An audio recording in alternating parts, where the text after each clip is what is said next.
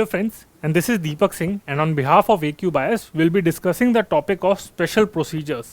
But ये special procedures किसके साथ context में है?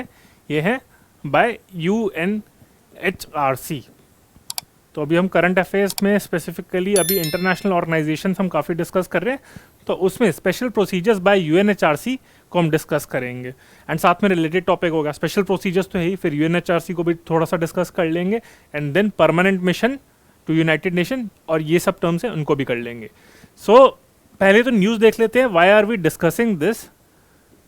As you guys know, if you are regularly reading your newspaper, Hindu and Indian Express, then you must be knowing that the government of India has notified IT, Intermediary Guidelines and Digital Media Ethics Code Rules of 2021.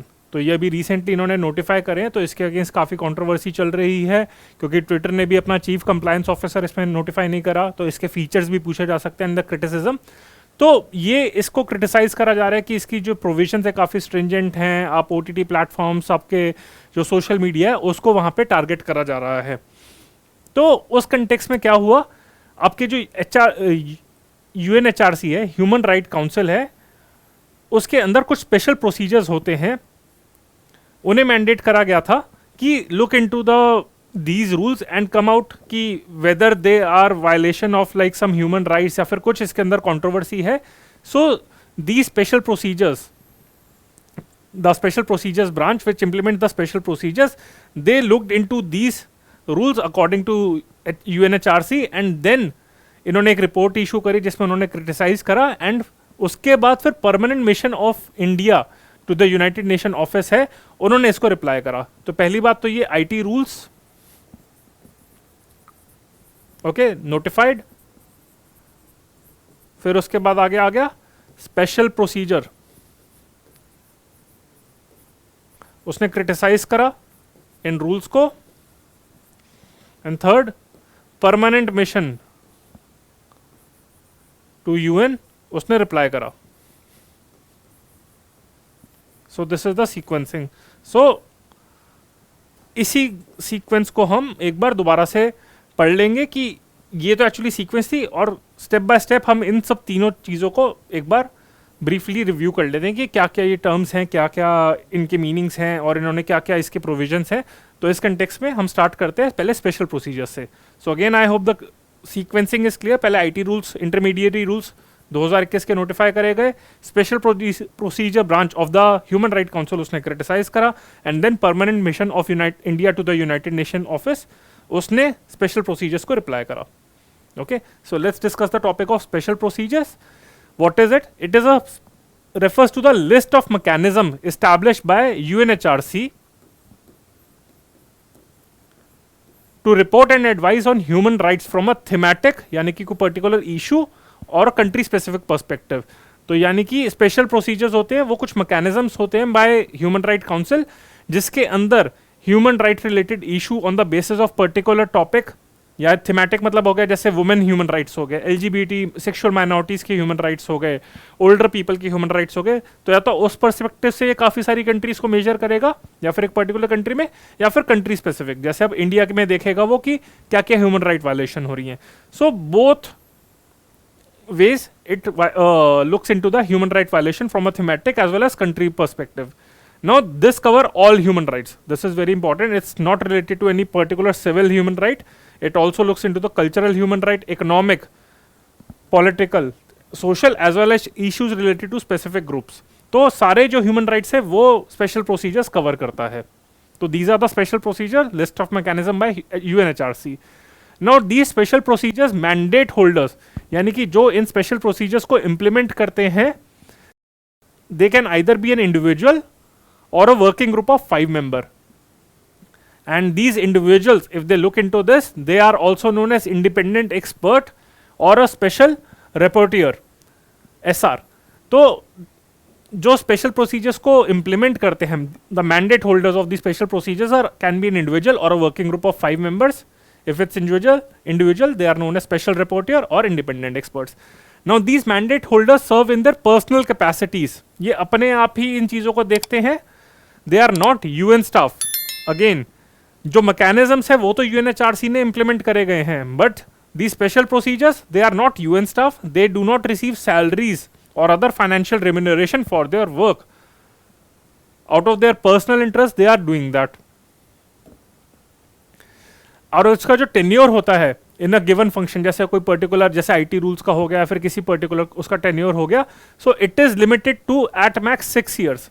जो mandate holder होता है आपका special procedures को जो implement करता है, उसका tenure एक टाइम 6 ईयर्स का होता है एट मैक्स. ठीक है, पहले तो वैसे उनका 3 साल का होता है, but that can be extended for another 3 years. तो टोटल आ गया आपका 3 + 3 6. ये 6 साल का इनका मैक्सिमम टेन्योर होता है. और जैसे मैंने बताया था कि दे आर नॉन पेड, मतलब इनको यूनाइटेड नेशन पे नहीं करती. And they are appointed by the Human right Council and their work is supported by office of human right commissioner for office of human, ये जो आपका OHCHR. तो Human right Council इन्हें अपॉइंट करता है and their work is supported by OHCHR. Although Human right Council appoints them, but still they are not considered as UN members. ये ध्यान रखना. ये जो सारा डेटा है मैंने इसकी वेबसाइट से, UNHRC की वेबसाइट को ही रेफर करा हुआ है. So it might appear to be bit confusing, but stick with it, क्योंकि यहाँ पे क्वेश्चन काफी पूछे जा सकते हैं. So as to confuse you कि ऑल्दो UNHRC इनको अपॉइंट करती है, बट ये यूनाइटेड नेशन के मेंबर्स नहीं माने जाते and they don't even receive any salary from United Nations. ये आपका हो गया. और मैंने आपको बताया था कि इनकी मैंडेट क्या है, क्या क्या देखते हैं थीमेटिक और आपके जो कंट्री स्पेसिफिक ह्यूमन राइट्स है. And they report annually to the Human right Council. ठीक है, and the majority of mandates also report to annually to the General Assembly. तो ये ह्यूमन राइट काउंसिल को तो रिपोर्ट करते हैं, साथ में जनरल असेंबली को भी रिपोर्ट कर देते हैं. और ह्यूमन राइट्स के जो भी रिलेटेड इशू इन्होंने एग्जामिन करे तो उसको पब्लिकली रिपोर्ट करते हैं. तो अभी एक्चुअली वही स्पेशल प्रोसीजर मैंडेट होल्डर ने इस ह्यूमन राइट वायलेशन के कंटेक्स्ट में, जो उनको लगा कि कुछ ह्यूमन राइट वायलेशन हो रही है अंडर IT इंटरमीडिएरी रूल्स, तो उन्होंने पब्लिकली एक रिपोर्ट इशू कर दी थी. उसी को permanent mission to the United Nation उसने क्रिटिसाइज करा again. So with this I have completed the topic of special procedures. तो पहले मैंने कंटेक्स्ट बताया, फिर मैंने स्पेशल प्रोसीजर्स बताया कि they are list of mechanism by UNHRC which advise on human rights from a thematic as well as country specific perspective. It covers all kind of human rights. They are also known as special rapporteur or आपका independent expert. They serve in their personal capacity, although they are recruited, appointed by UNHRC, but they are not considered as UN staff. They don't receive any salary or financial remuneration from United Nation. उनका जो tenure होता है 3 + 3, यानी कि total 6 years का होता है at max. And they are also supported by OHCHR apart from receiving help from Human Rights Council. Okay friends, और ये अपनी annual reports human right council को सबमिट करते हैं apart from also submitting to General Assembly. तो ये हमारा हो गया स्पेशल प्रोसीजर्स का in a very simple manner. जो की पॉइंट्स आपके थे प्रीलिम्स पर्सपेक्टिव वो मैंने आपको एक्सप्लेन कर दिए. This is very important for this year prelims. अब हम कवर करते हैं UNHRC, that is United nation human rights council. क्योंकि ये जो स्पेशल प्रोसीजर्स हैं, ये मैकेनिज्म जो है UNHRC ने इन्होंने ही बनाया है और वही अपॉइंट करते हैं.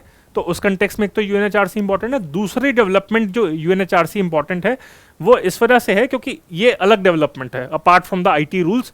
एक और डेवलपमेंट है कि अभी एक्चुअली इसने रेजोल्यूशन अडॉप्ट करा था criticising Israel over the attacks on Gaza strip. तो India abstained from that. Okay, तो इंडिया का जो डिसीजन था that was criticised by Palestine. तो जो रेजोल्यूशन था UNHRC का वो इंडिया ने मई में अडॉप्ट करा था. तो वो भी हम डिस्कस कर लेते हैं इस कंटेक्स्ट में व्हाट एग्जैक्टली इज. तो इजराइल जो गाजा और जो आपका पैलेस्टीन का कॉन्फ्लिक्ट है वो मैं अलग से कभी और कवर करूंगा इंटरनेशनल में. तो अभी हम UNHRC के बारे में पढ़ लेते हैं.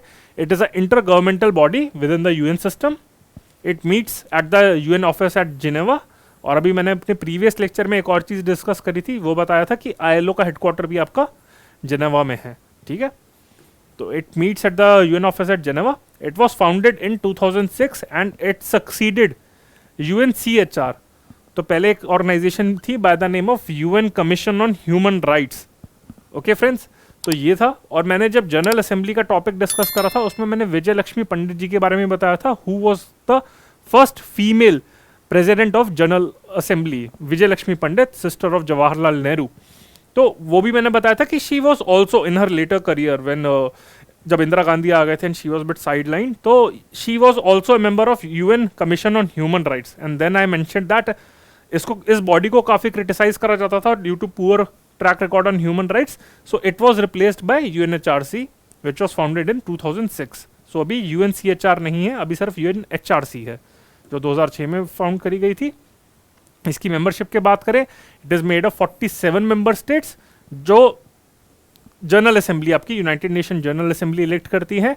एंड इसकी जो मेंबरशिप है दैट इज बेस्ड ऑन, वही आपका हर जोग्राफिकल रीजन से कुछ ना कुछ मेंबर्स इलेक्ट करे जाते हैं, so as to ensure proper representation to all the geographical regions. And the members are elected for a period of 3 years and they are not eligible for immediate re election after serving 2 consecutive terms. तो इनको 3 साल के लिए appoint करा जाता है. और अगर इंडिया की बात करें तो India started its tenure at UNHRC for 3 years from January 1, 2019. तो पहले इंडिया ने सर्व करा था from 2001 to 2014, then subsequently 2014 to 2017. But as I said that after serving 2 consecutive term, no country can seek for immediate re-election. तो इसी वजह से 2017 के बाद उन्होंने 2 साल का गैप लिया एंड 2019 से इंडिया ने अपना दोबारा से टर्म शुरू करा. ठीक है. So that's why I mentioned that point about the membership 2011 to 2014 and 2014 to 2017. So ये इंडिया की 3rd टर्म है at UNHRC. और पहले वैसे यूएस ने भी इससे विड्रॉ कर लिया था, बट एक और डेवलपमेंट थी यूएनएचआरसी के कंटेक्स्ट में कि after Joe Biden became the president of USA, so he said that I will also try to re-engage with UNHRC, from which Donald Trump withdrew almost 3 years ago. तो ये आपके हो गए कि मेंबरशिप के पॉइंट ऑफ व्यू से कि 47 है आपके. फिर फंक्शंस इसके हैं तो वही है, to investigate all the allegations of human rights from a country perspective point of view, but as well as from the thematic, जैसे कोई पर्टिकुलर इशू के related. It can be women right, LGBT rights, racial and freedom of expression related ये है. And it works closely with the office of the human commissioner for human right, office of the high commissioner for human right, OHCHR, office of the high commissioner for human right. So this organisation, इसके साथ UNHRC काफी closely work करती है. Okay तो ये आप ध्यान रख लेना. तो इसके साथ हमारा यूएनएचआरसी भी हो गया, उसका और कोई क्रिटिकल एनालिसिस तो नहीं है. फिर मैंने आपको बात करी थी कि इंडिया का जो परमानेंट मिशन है उसने रिप्लाई करा है आपके ये जो स्पेशल प्रोसीजर्स की रिपोर्ट को. तो ये भी पढ़ लेते हैं परमानेंट मिशन. सो परमानेंट मिशन एग्जैक्टली क्या होता है, फिर परमानेंट रिप्रेजेंटेटिव क्या होता है वो पढ़ लेते हैं. तो ये Vienna convention on the representation of states in the relation with international organisation of universal character, बहुत लंबा नाम है तो हम सिर्फ वियना कन्वेंशन कह लेते हैं. आप लोगों से मैंने mandatory hall marking of gold का जो मैंने टॉपिक डिस्कस करा था उसमें मैंने आपको बताया था कि वियना कन्वेंशन बहुत सारी होती है. There is a Vienna convention on hallmarking of gold, तो ये एक और वियना कन्वेंशन है. तो बहुत सारी वियना कन्वेंशंस है. तो जो इसका article 1 clause 7 of this convention on representation of states with international organization of universal character, that is United Nation like organization, तो उसमें वो डिफाइन करता है what is a permanent mission and a permanent representative. So क्या होता है permanent mission, पहले discuss कर लेते हैं. It is a diplomatic mission that every member state deputes to the United Nation. ठीक है, तो हर यहाँ पे यूनाइटेड नेशन पे एक अपना जो कुछ मिशन डिप्यूट करती है, कुछ लोग डिप्यूट करते हैं, and that mission is headed by a permanent representative who is also known as the UN ambassador. ठीक है, तो ये आपका परमानेंट मिशन हो गया, ये आपका परमानेंट रिप्रेजेंटेटिव हो गया which heads the permanent mission. इसे article 1 clause 7 of United Nation of Vienna convention on the representation of states in the relation with international organization वो डिफाइन करता है. And they are assigned to the UN headquarters in New York city, but they can also be appointed to other UN offices in Geneva, फिर Vienna and Nairobi in Kenya. And May 2020, ये इस वजह से भी important है, एक तो अभी इस डेवलपमेंट के कंटेक्स्ट में, but again last year India appointed diplomat TS Tirumurti, who earlier served as the secretary in the Ministry of External Affairs. तो TS तिरुमूर्ति को permanent representative to the United Nation appoint करा गया था. Again this year prelims like is being held on October 10th. But जो current affairs की development है वो around 1.5 years तक की कवर करी जा सकती हैं. तो current affairs from last year, that is January, 2020 are important. So again, this can be asked that who is the permanent representative and what are the key features related to this. ये आपका हो गया. And फिर मैंने आपसे चीज़ें discuss करी थी कि पहले स्पेशल प्रोसीजर्स, फिर human right council, permanent mission, and let's come to the fourth aspect which is IT intermediary guidelines and digital media ethics code rules 2021. इसको मैं पूरा डिटेल में तो कवर नहीं करूंगा, ऑल्दो आई वॉज मतलब my main agenda was to discuss the topic of special procedures, पर यहाँ पे मैं ब्रीफ ओवरव्यू दे देता हूँ for this intermediary guidelines and social media code के कंटेक्स्ट में, क्योंकि और इसका जो क्रिटिकल एनालिसिस और रूल्स को डिटेल में मैं अलग से डिस्कस करूंगा इन माई आईटी क्लास. ठीक है, तो अब रूल्स के बारे में डिस्कस कर लेते हैं. These rules have been framed under section 87(2) of IT act. ये इंपॉर्टेंट है कि किस सेक्शन के अंडर करा गया है फ्रेम. तो इस जो रूल्स के दो पार्ट्स हैं, पार्ट 2 ऑफ द रूल्स, जो पार्ट 2 है आपका जो रूल्स, वो ministry of electronics and IT implement करेगा, एंड जो पार्ट 3 आपका वो ministry of information and broadcasting. तो ये भी इंपॉर्टेंट है, they can ask you which ministry implements which part. So the option can be like A, मतलब ये रूल्स कौन कौन इंप्लीमेंट करता है, A ministry of electronics, B ministry of information and broadcasting, C 1 and 2, और D none of the above. So the correct answer in that case will be C. So section 87(2) के अंदर ये frame करे गए थे, और इसे दोनों मिनिस्ट्रीज इंप्लीमेंट करती है. Part 2 ministry of electronics, part 3 आपका ministry of information and broadcasting. फिर इसके सेलिएंट फीचर्स अगर हम रूल्स के देखें तो पहली बात तो है कि all the intermediaries will be follow due diligence. Okay, इसका मतलब यह है कि दे विल इंश्योर कि अपनी तरफ से इंश्योर करेंगे कि कोई भी मेलिशियस कोई पोस्ट है वो उसे इंप्लीमेंट ना करे. And if they don't follow, okay, then the safe harbour provisions under the section 79 of the IT act won't apply to them. Normally क्या होता है, अगर सोशल मीडिया पे मैं कोई भी एब्यूजिव पोस्ट कर दूं, सेडिशियस पोस्ट लिख दूं, मैं कर दूं कि हेट इंडिया के कंटेक्स्ट में या फिर कुछ भी हो गया टेररिज्म के सपोर्ट में, so in that case under the safe harbour provision social media entities won't be held liable. But अगर उन्होंने कहा है कि अगर सोशल मीडिया पोस्ट जो आपकी बॉडीज हैं they won't follow the rules, then the safe harbour provisions won't apply to them. अभी ट्विटर के लिए रिवोक कर दी गई थी सेफ हार्बर प्रोविजंस. तो ये तो पहला आपका रूल हो गया. सेक्शन 79 के अंदर आई थिंक ये सेफ हार्बर प्रोविजंस होती हैं of the IT act of 2000. Then the rules make a distinction between social media intermediaries and significant social media intermediaries. तो आपके एक तो है सोशल मीडिया इंटरमीडिएरीज, नॉर्मली कोई भी सोशल मीडिया एंटिटी होगी, एंड सिग्निफिकेंट सोशल मीडिया इंटरमीडिएरीज यानी कि ट्विटर हो गया, इंस्टाग्राम हो गया, फेसबुक हो गया, तो ये सब हो गई. तो इनके लिए स्पेशल इनके लिए कुछ प्रोविजंस है. That is, they have to appoint a chief compliance officer, nodal contact person and resident grievance officer. तो ये अपॉइंट करना चाहिए. एंड चीफ कंप्लायंस ऑफिसर के कंटेक्स्ट में ट्विटर को काफी क्रिटिसाइज करा था गवर्नमेंट ऑफ इंडिया ने, क्योंकि उन्होंने अभी तक अपॉइंट करा नहीं था. ये आपका हो गया. Then it also calls for self classification of content. Self classification यानी कि kind of censorship on the OTT platform, over the top platforms, जैसे आपके हो गए नेटफ्लिक्स हो गया, अमेजॉन प्राइम हो गया. So according to this all the OTT platforms would self-classify the content into 5 age-based categories: universal, UA7+, UA13+, UA16+, and A adult. And जहाँ पे जो आपका कंटेंट है UA+ और हायर, यानी कि इससे जो बड़ा जो एज के लिए कंटेंट है उसके लिए वहाँ पे पेरेंटल लॉक्स होने चाहिए. And as reliable age verification mechanism should be there for adult content, so that minors can't watch adult content on these OTT platforms. और जो बाकी सारे UA13+ and above है तो उनके लिए parental locks होना चाहिए. Okay friends, so with this we have covered 4 topics. Special procedures, then आपका हो गया UNHRC, and third हो गया permanent mission, and fourth हो गया IT rules. Okay friends, so in a very crisp and concise manner I have covered all the topics in a very comprehensive yet concise manner and in a current oriented format. So this is the 3C approach which we have followed over here. I hope you like this lecture, and before ending my lecture I just want to make an important announcement that we at AQ Bias are launching our general studies batch on 7th of July 2021, under which 800 hours of classes of GS from prelims as well as from mains perspective will be provided to you, under which 80 hours of current affairs classes will be there, Then apart from journal studies foundation course, we are also providing classes for optionals, history, geography, polity, sociology and public administration. Bye.